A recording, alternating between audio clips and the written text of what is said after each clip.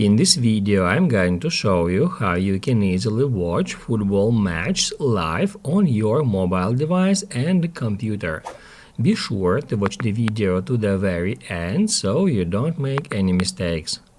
Let's get started, guys. I'm gonna show you all the process from the beginning, and first off we need to open up any web browser. I'm gonna use Safari.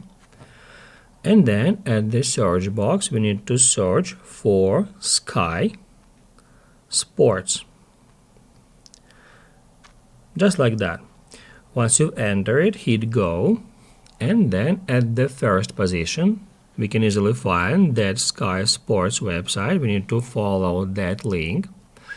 Once the website loads up, tap right here at three lines, tap at Sports to expand it, and then select football. After that, scroll down, and here we can find any matches.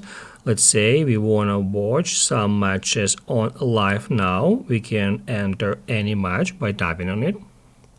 And after that, just tap where it says Get a Sky Sports Pass.